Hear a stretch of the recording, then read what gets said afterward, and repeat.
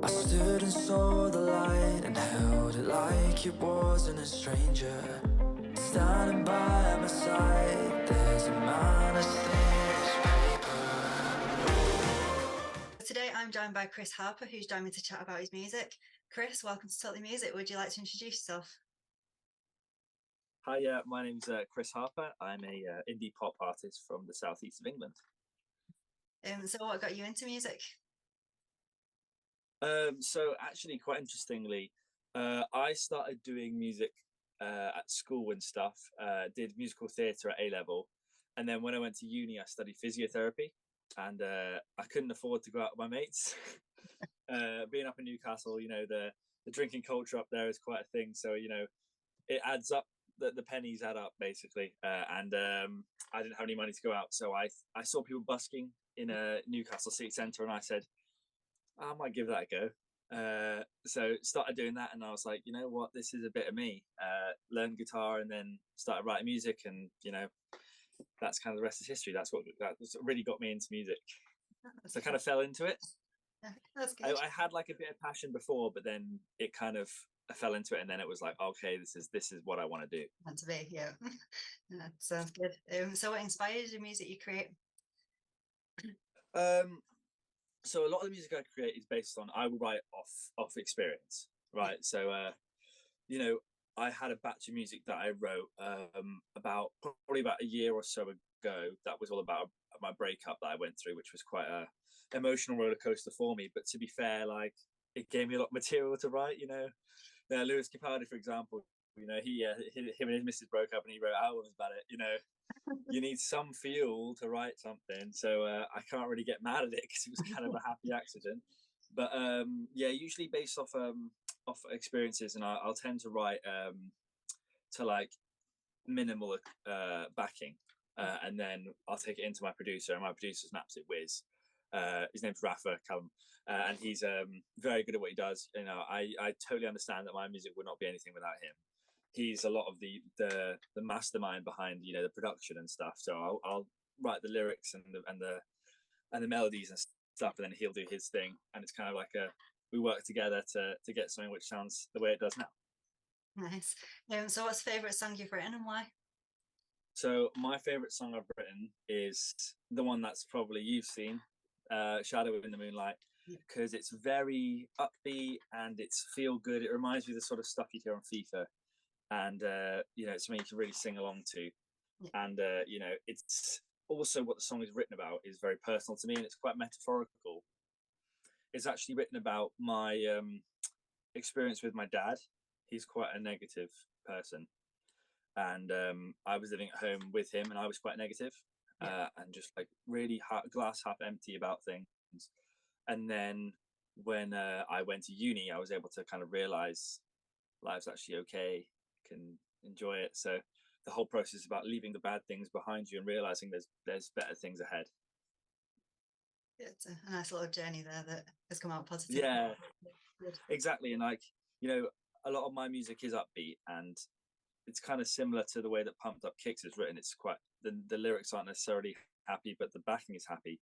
Yeah. Whereas this one actually is happy lyrics, whereas some of my other stuff is sad lyrics, but still kind of like, you know what I mean? So what are your favourite set of lyrics you've written and why? Cool. I mean, that's really difficult to say. It's probably for the reason I've just said, to be honest. Shadow in the Moonlight's lyrics, they are very personal to me. It's more about, instead of just like a relationship thing, a lot of people go through relationships. This was a very much kind of an epiphany sort of thing, when you've just realized something in my life that like, actually, it's time to be happy and stop getting so upset and sad about things, because there is a lot to live for, and I didn't used to think that. So what has been your favorite musical memory? Oh, probably I played a show in July last year in Brighton at Comedia, which was one of the comedy club venues. But they have I'm literally playing a show next week there. Nice. I promoted the show for a while. One of my good friends, Jason Allen, was touring, and he asked me kindly if I could do a couple of days, and Brighton was one of them. and I basically got a load of my mates that I knew to come down and watch, and I got like 60 people down, which is just wild to me. Granted, that took me a few months to get that many people to come, to agree to come, but yeah, had a load of people down, did like an intimate set, and like it was just it was a very like I'm actually doing it moment, if you get what I mean. Yeah, nice. So that was probably like the best. That's been the high so far. No, sounds good. I know Yeah, it's a great venue that as well. So I've been there before. yeah, it's good. It's good. Yeah, yeah. So what can fans expect from one of your gigs? At the moment, because we're still on the upwards, I mostly do intimate stuff, but I have got electric guitar, acoustic guitar, and I've got a drum pedal. So for most of them, I will play it with the drum and give it a bit more vibe. Yeah. Because my music isn't slow. Like I can't be playing all my songs slowly. But the one I'm looking at doing a headline at some point next year. It's just feasibility and seeing if I can get enough people to come down. But in an ideal world, I'd be playing with a band because my music is live band music, and I want to be moving in that direction. So it should just be good vibes. I mean, usually the people that I will support, they're good people. I wouldn't take a show that I think is not a good brand image or anything to do with me as a person. Like I quite like wholesome stuff, so it's usually a good vibe. And yeah, I'm just happy to be there, man. Like it. So if you could perform anywhere in the world, where would it be? Okay, I had to think about this one. I'm a big Newcastle United fan, right? So probably St James's Park, to be honest. Yeah. I'd love to play in St James's Park because, yeah, I lived up there for 3 years during COVID and couldn't go to watch a game. Oh. So I've always wanted to go to St James's Park. And, Sam Fender was a massive deal up there when I was up in Newcastle, and he did a big show at St James's, and it's just like, oh, I wish I could do something like that. So yeah, that's probably what I'd say. No, I like it. So if you could collaborate with anyone in the world, who would it be and why?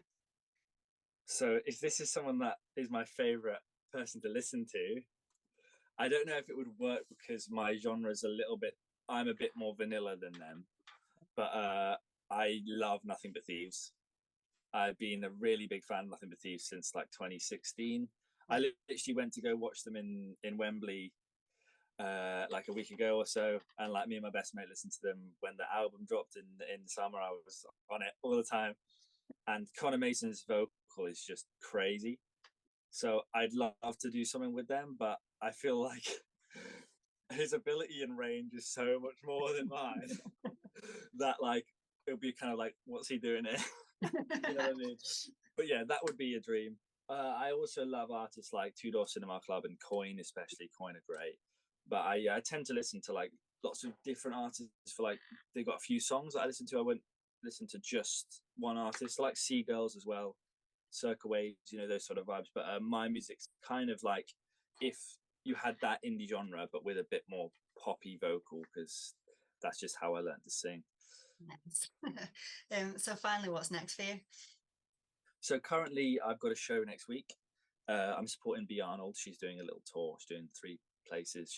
She's from Essex, but she got in contact with me, see if I could do the Brighton show. So I'll be playing in Comedia again next week. I release every 5 to 6 weeks, so it's quite hard to keep going, but I've got lots of songs and I'm just out, promote it, get it through TikTok, just keep going, because I totally understand it's not something that happens overnight. Yeah, I've been doing it for like 2 years, whereas people do it for 8-10 years, and that's only when stuff starts happening. So yeah, I'm kind of just like trying to bed in a load of good content and good songs on Spotify. So if someone like yourself found me, if you went onto my Spotify and there was only one song, be like, well, I have no idea when he's going to put out stuff. How am I supposed to become a fan?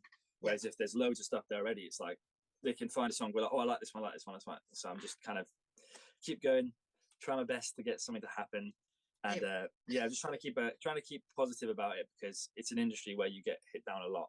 Yeah, no, I'm sure you'll do amazing. Well, hopefully. So a massive thank you, Chris, for joining me on Totally Music. If you'd like to check out Chris's music, I'll leave all the links in the description below for you. But thanks very much.